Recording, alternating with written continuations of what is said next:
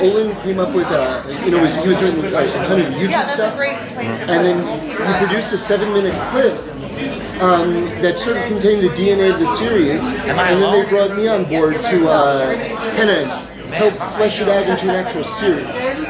And since that moment, we've been working really well together, and very intensely on this thing. And we crafted this like epic space opera. It's comedy, it's adventure, it's emotion, it's serialized. Season 2 will be less serialized, but still have some of those elements as well. So we're going to just try to keep on surprising the audience.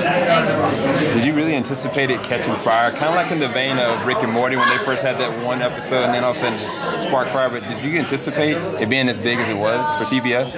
Yeah, well, it's kind of funny because people are so invested in different shows and things like that, and when they heard, okay, space, comedy, animation, you guys are ripping off Rick and Morty, Olin and I are like, if you watch 5 minutes of our show, you realize it's nothing like it, you know what I mean? And so, there was definitely a several-month period where we just had to kind of sit on our hands and just be cool, because it's sort of like, they'll figure it out. Yeah. They will figure it out that this is a completely individual show. Yeah. And I'll tell you, one of the things is that what's very gratifying is they've been airing our show after Rick and Morty, and the drop-off rate, meaning to say that people who turn off the television after Rick and Morty, is very, very low, meaning to say that people like both shows. Yeah. They it's like two different things, You have, baked potato, French fries, whatever it is. You like them both? Yeah. No problem. And do you have any initial idea where you want the show to go, or is it more you have a big master plan? Well, we know how the series is going to end, and we have milestones for ends of the season and things like that. But we always stay open to new ideas, and when I'm running the writing room and things like that, my philosophy on any show that I'm on is best idea wins. So it's like I try to be very democratic, you know what I mean? Yeah. And it's sort of like, this is what we're thinking right now. Come up with a better idea. You can do your idea, So that's what it is. So, but I think that the idea is that we want to kind of just keep on going deeper and deeper into these ideas. You know what I mean? Yeah. How long does it take to develop the show for the next, for the first season? How long did it take to develop that? Yeah, that's interesting because in a lot of ways the development for season 2 has been more challenging than season 1 because we're introducing a bunch of new characters, and it's really been sort of like, okay, who are these people? Why are they funny?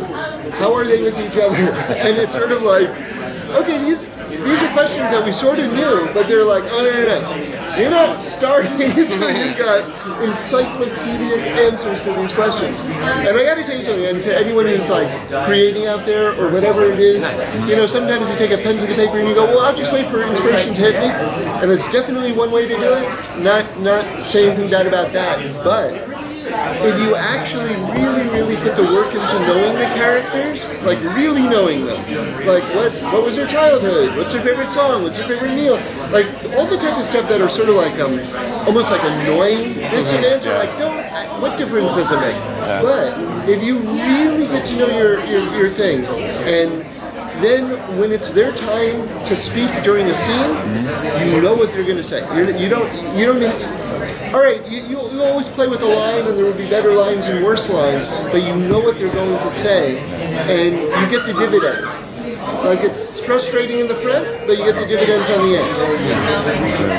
Any tidbits you can give us for season 2, interesting characters, anything you can kind of give us about season 2? Well, I can tell you that Conan O'Brien will be a season regular, a series regular. Yeah, really. He will be aboard the ship. He will be aboard the ship. I hope I'm allowed to say that. I hope I'm allowed to say that. Okay, don't repeat that. Don't repeat that. We'll cut it out. I think that might be I actually might not be allowed to say that. All right. You heard it here first. Yeah. So was the process a little bit longer for season 1 or season 2 to actually break the story? I would say season 2, because season 2 is going to be a little less serialized.